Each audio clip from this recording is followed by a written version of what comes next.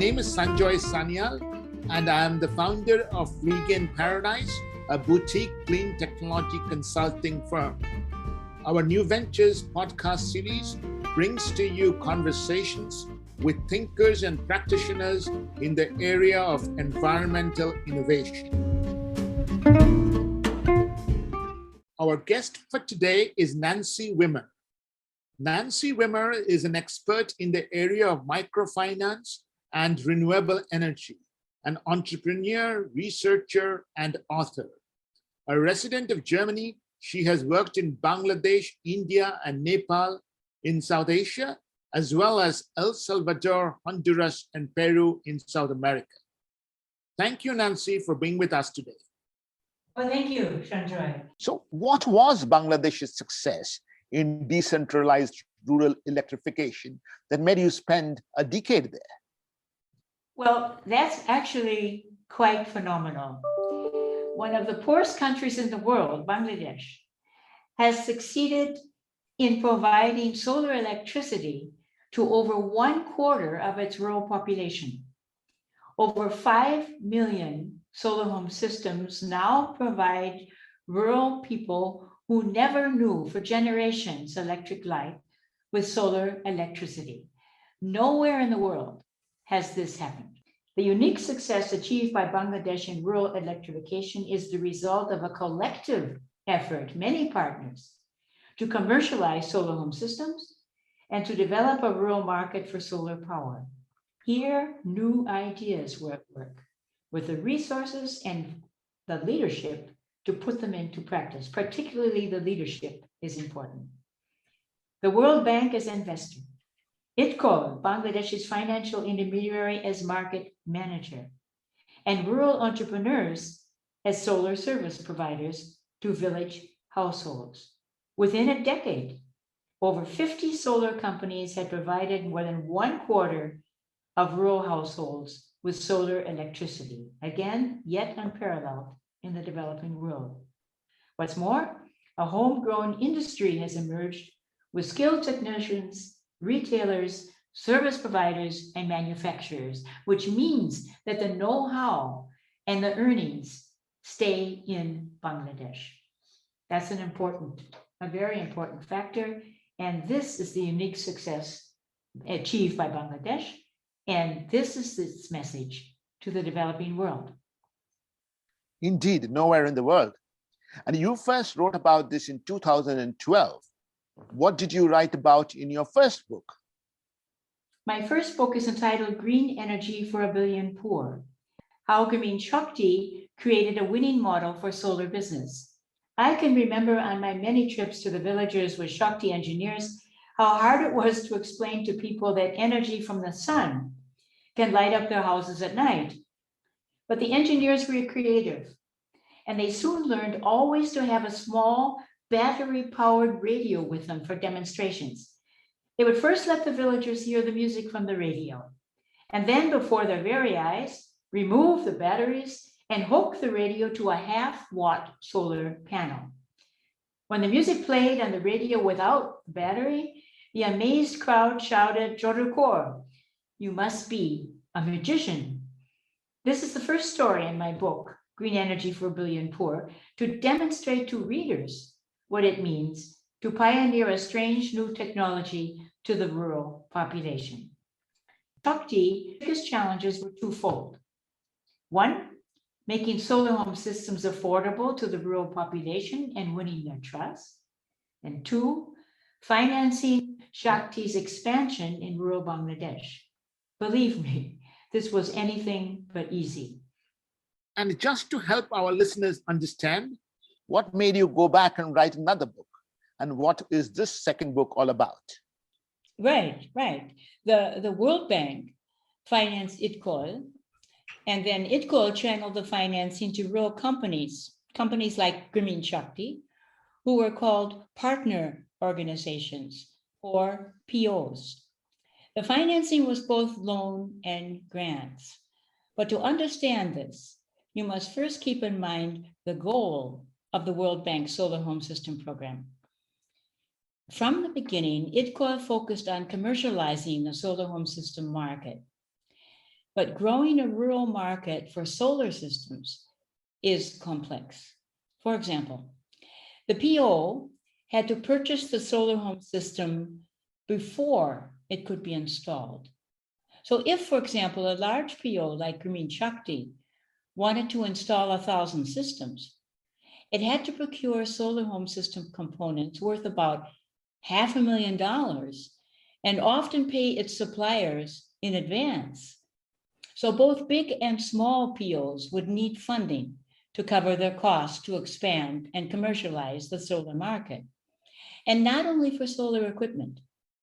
To expand their branch offices, they had to train hundreds of village staff. Rural business is akin to a rural training academy. Field managers have to be trained to install and repair the solar systems. They have to know how to manage credit and accounts.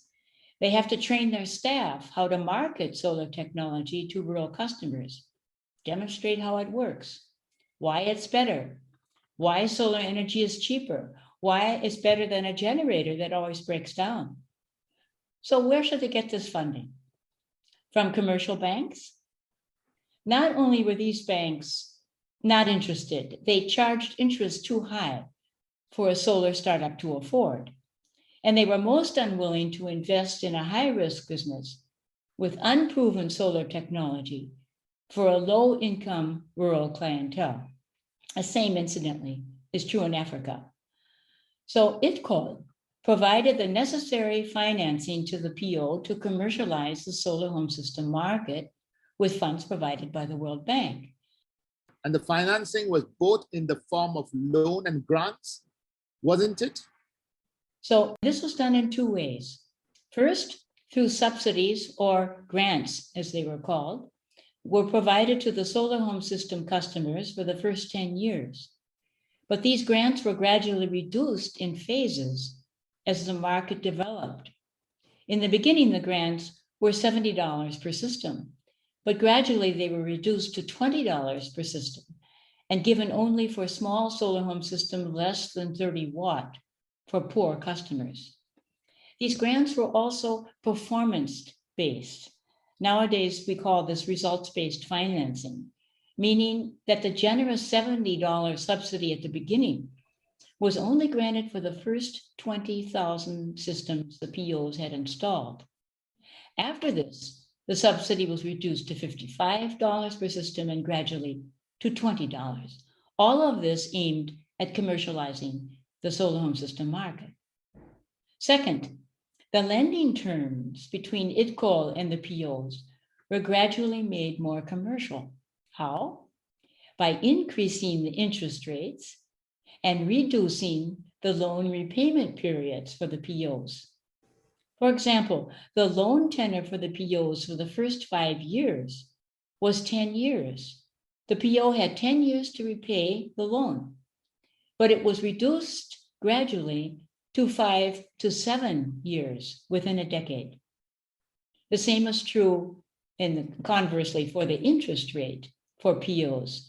The interest rate was in the beginning 6% at the start, but it increased gradually after a decade to 6 to 9%. So this was all geared to commercializing the market so that the POs would eventually be able to access commercial financing, but this has not yet happened. A further incentive for the POs to grow the market was the profit they earned with expansion.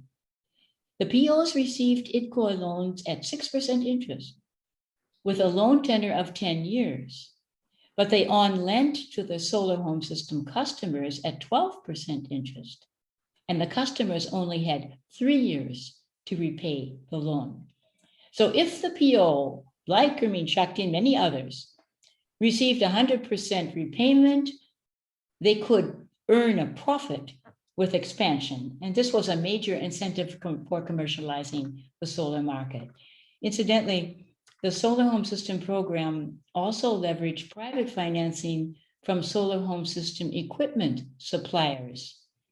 Back in 2003, most of the solar equipment needed to be imported.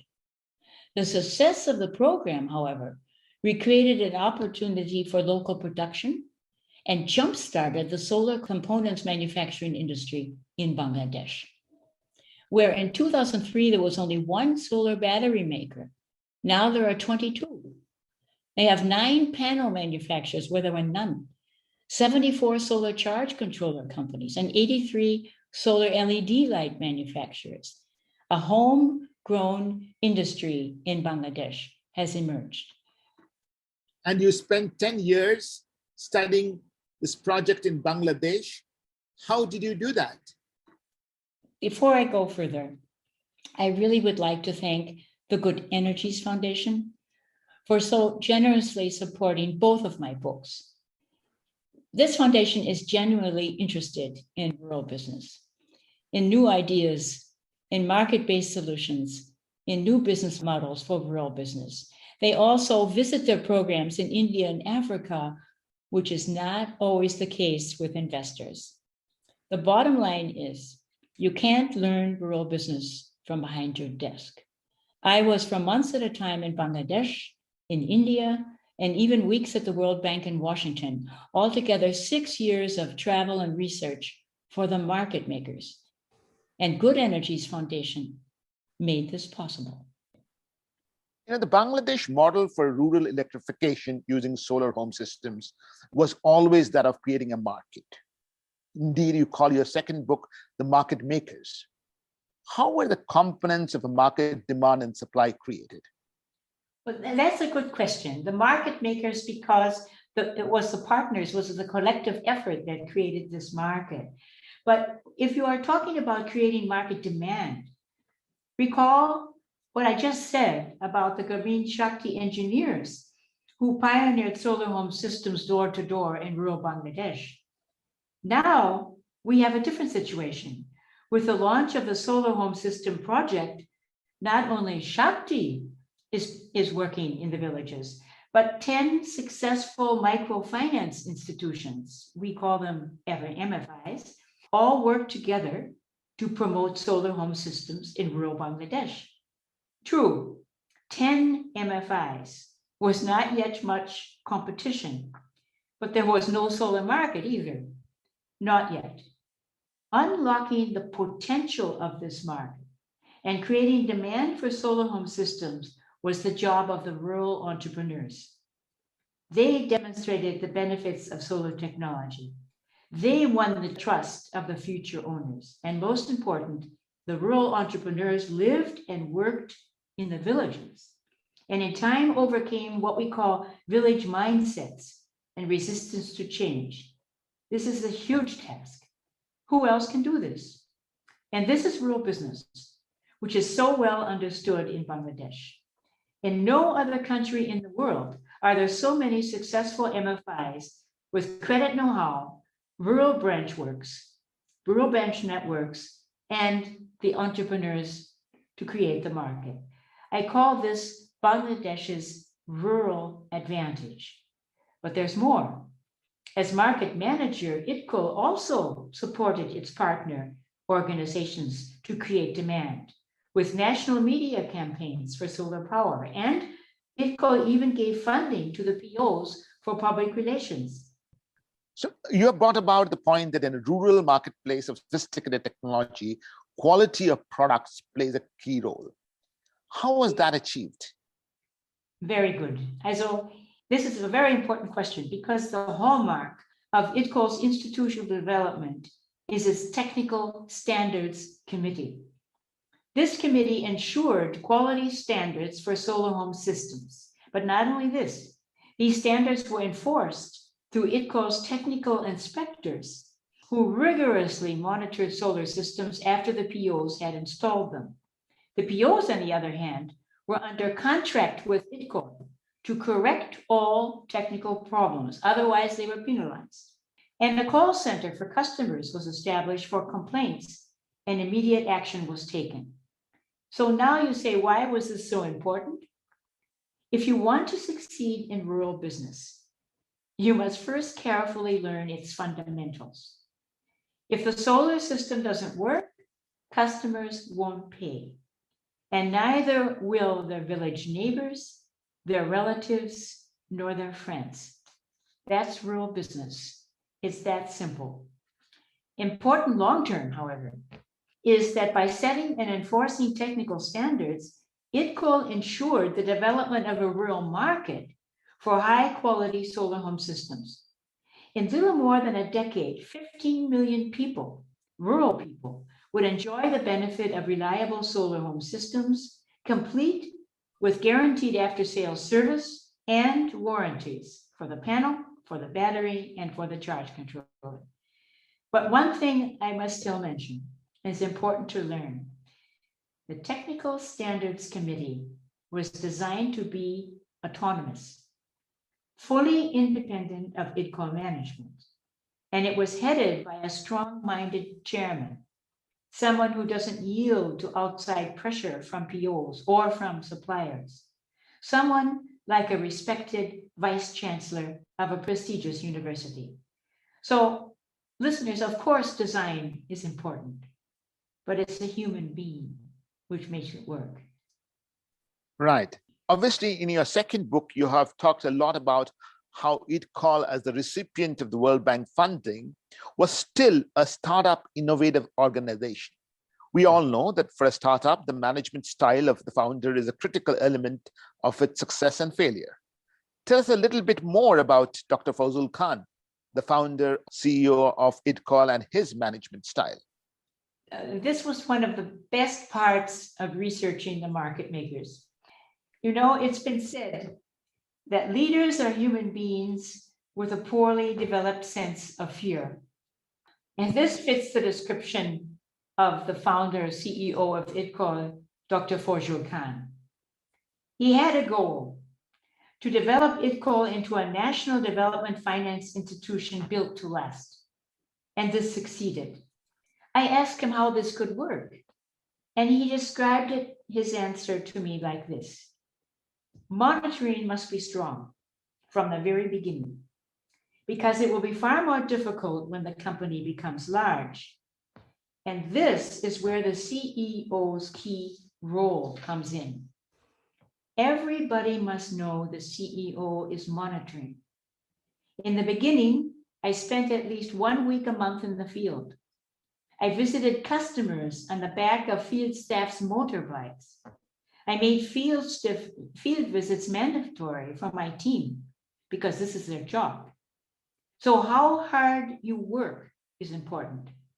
That you cannot be influenced is important. And this example must be set at the top. Then your staff will follow your example. It all depends on the human being.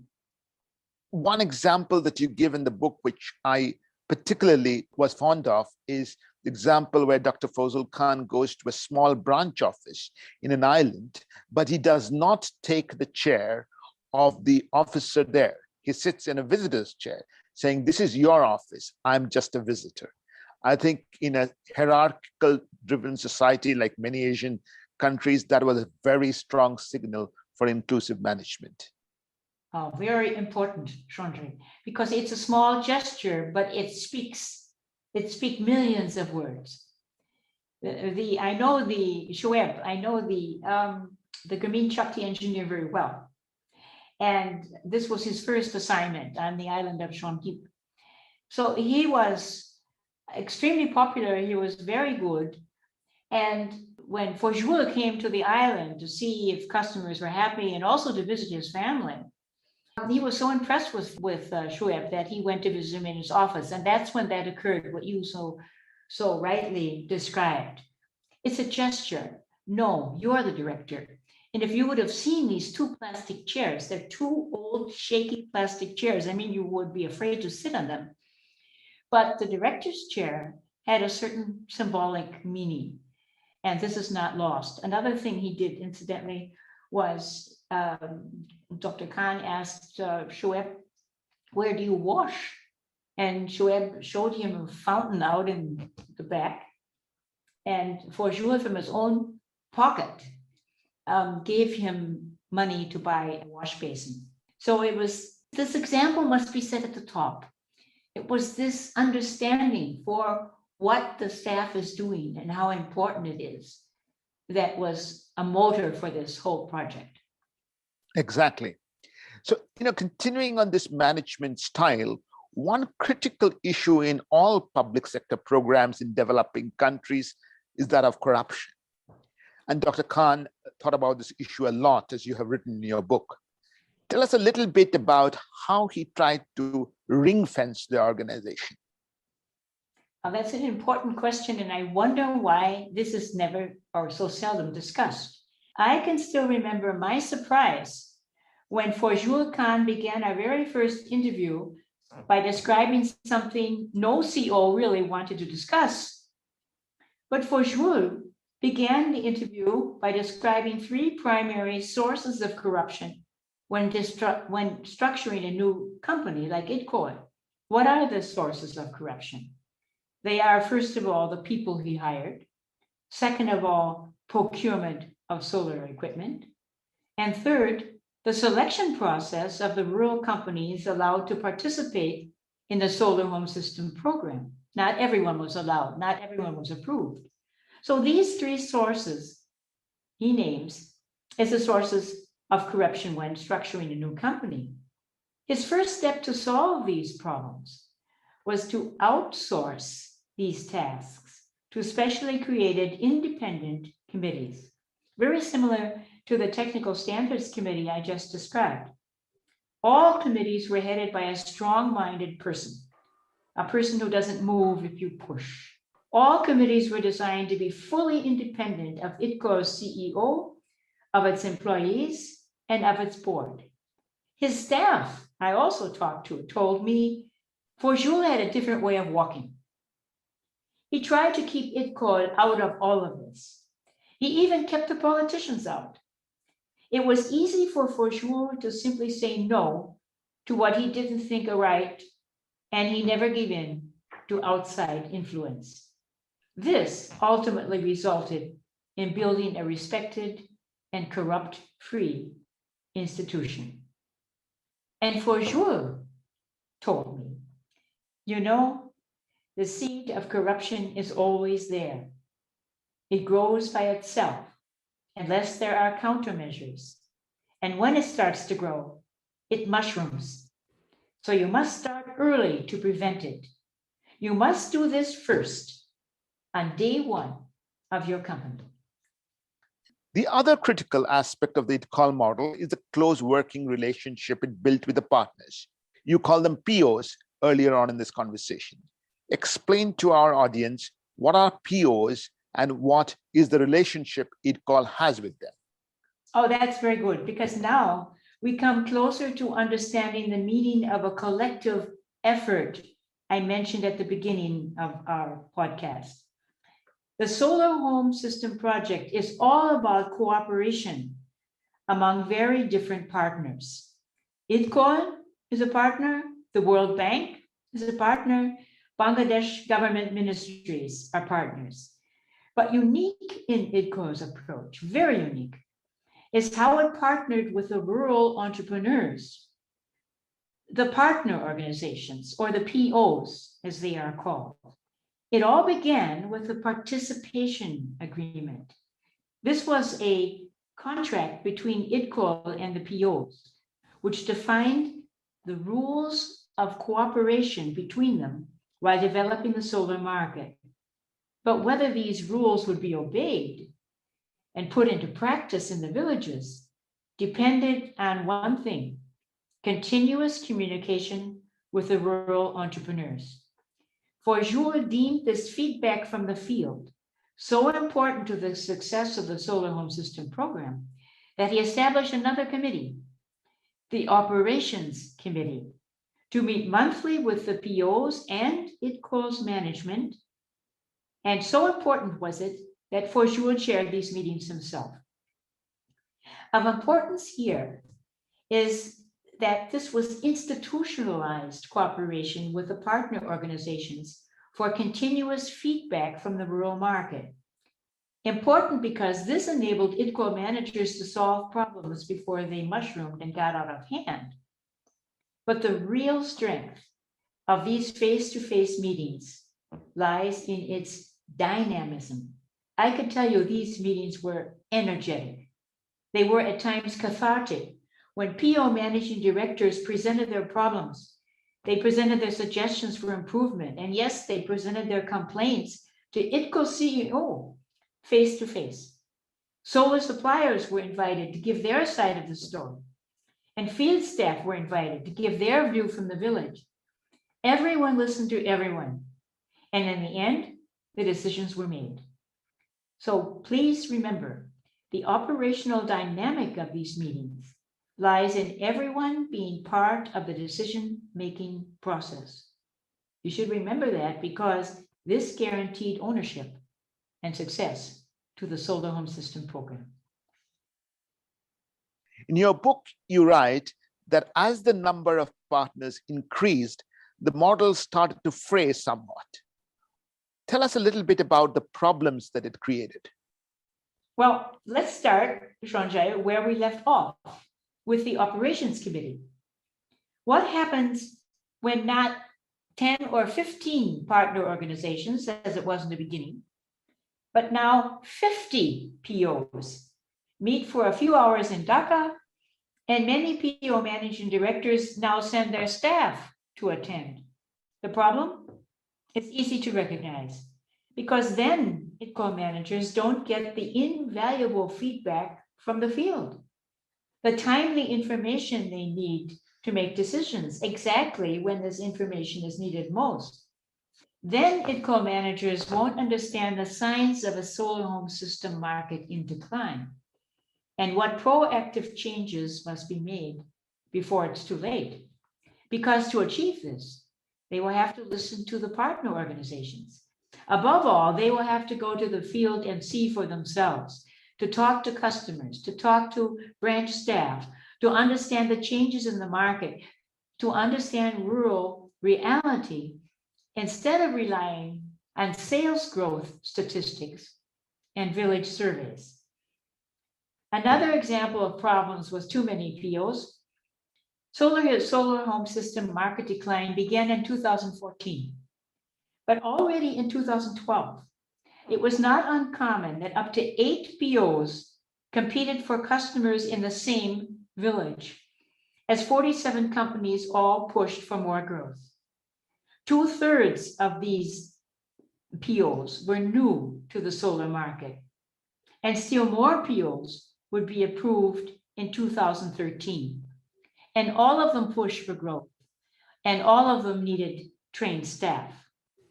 The dilemma: POs were attempting to expand solar home system sales while the solar home system market was shrinking.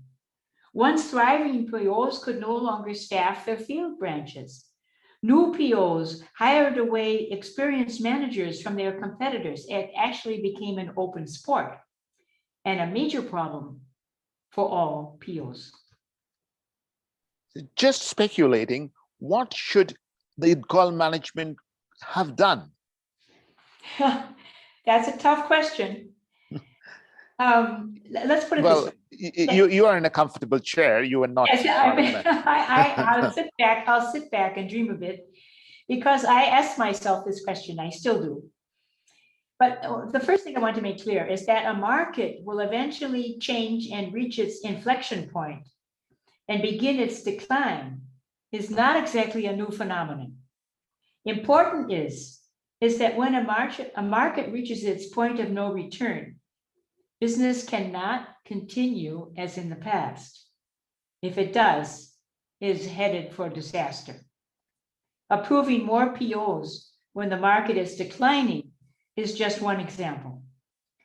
Important to know is that every manager in every industry must assume that something will change very soon. This is the attitude a proactive manager must have. Managers must therefore be proactive, looking for the signs of change to adapt, and not reactive, taking action when it's too late and the damage is done. Because there were many warnings of market change. I'll give you 3 examples. Customer behavior had changed. For example, poor village customers were hard to reach and didn't pay on time. This meant more trips to the village, high operational costs, and low margins for the partner organizations. Another thing, the labor market had changed. In the late 1990s, engineers were glad for a job as a manager of a solar branch, like Shakti, for example. But a decade later, even in rural areas, there were better paying jobs in construction and in offices and in shops than for hardworking solar technicians in some off-grid village far away from home. Another reason, another sign, the solar market changed dramatically. When unregulated solar home system companies entered the market and undersold the POs, ITCOL introduced pay-as-you-go technology to support its POs, but 2 years too late. They had to stop the project. And then I ask you, how should any of these problems be solved when communication between ITCOL managers and the POs has broken down? Feedback from the field is of the essence in rural business. So perhaps the best lesson to be learned from this experience with market decline is this. If it's hard to make a success out of something, it's an order of magnitude harder to sustain that success. These words were spoken by the legendary Andy Grove, but this is something for managers in all businesses to remember, also in rural business. Success was there, but maintaining it is the hardest job. And I must add one more thing, not to forget, despite the late stage problems in the market with market decline, over 1/4 of rural households have solar electricity, where for generations there was none. And don't forget, the institutions that ITCOL created, despite the setbacks, ITCOL is still there and continues with new programs. Were ITCOL the Roman army, you could say it lost a few battles, but it won the war. That's the strength of institutions, and primarily because of Dr. Forshul Khan. And that is very useful to understand, because that's really the core of the philosophy of the ITCOL model, that of creating a market. And indeed, as your book is also called, The Market Makers. So one thing that puzzles me is that the World Bank was responsible for the funding of ITCOL. It borrowed actually from lessons of a similar project in Sri Lanka, but it all stopped there, right? Now, was there ever an effort to adapt the model to an African nation? Oh, that's interesting, because I learned about this actually at the bank when I was doing my interviews with the task managers who are responsible for initiating the program in Bangladesh. But these same task managers were at first in Sri Lanka. And it was Sri Lanka actually that inspired them, where they saw the potential for solar power and wanted to bring it to Bangladesh. So the bank did indeed learn from the solar project in Sri Lanka, the potential for solar power, for example, and the cooperation between an MFI and a solar service company. But the task managers also learned what didn't work. And what didn't work is that money seldom moves seamlessly when it has to pass through several systems. There is always a danger that the money is not dispersed fast enough and that it gets stuck. The bank's task managers saw this happen in Sri Lanka, where they had a lot of problems with the MFI. The MFI couldn't disperse the money and process the applications to the solar service company fast enough. And this was also the bank's concern in Bangladesh. But Bangladesh solved this problem. Cooperation with all the partners under ITCO's leadership functioned smoothly from the beginning, and there was always a smooth, seamless move of the money from the customers in the villages to the POs, to ITCOL, to the government, and then to the World Bank and back again. This was a huge achievement of ITCOL. As for Africa, I'm pleased to say that lessons learned in Bangladesh has incentivized, has motivated the bank to replicate at least parts of the Bangladesh program. And perhaps you have also heard that the bank is embarking on a Kenya off-grid solar access project called COSA with 19 Kenya companies. Please note, not foreign companies, but local Kenya companies. A total of 10 vendors have been selected for standalone solar systems and 9 for clean cooking. The objective? These companies are to set up sales and after-sales infrastructure for standalone solar systems and for modern cook stoves. That is, of course, very heartening to hear. Our last question, actually, for a German American to have made Bangladesh your area of work for more than a decade, I think shows something about your sense of adventure. For those in our audience who have never been to South Asia or to the smallest country in South Asia, tell us a little bit about its music and its cuisine. So I must say this took time, but at the end I loved it. As far as the music was concerned, you see, I always lived with a Bangladeshi family. I was never in a hotel. Would play every morning the songs of Bangladesh's beloved poet, Tagore. Every morning I would wake up to hearing his poems being sung. I don't know if my listeners have heard of Tagore. He was the first non-European to win the Nobel Prize in Literature in 1913. A very deep poet. And I say that for this reason, because most people do not connect poetry with Bangladesh. They love music, they love poetry. And this is something I really, really discovered. As for the food, well, this is something you get used to very quickly. I learned to eat chilies. I learned that the fish's head is a delicacy and a Bangladesh omelet. Wonderful. I do hope that you can come back to Bangladesh again and write about another successful journey in Bangladesh's renewable energy history. On that note, Nancy Wimmer, thank you very much. It was wonderful. I thank you for listening. Thank you for listening to the podcast with Nancy Wimmer, who has helped us understand how public institutions can innovatively deploy development capital to meet climate goals.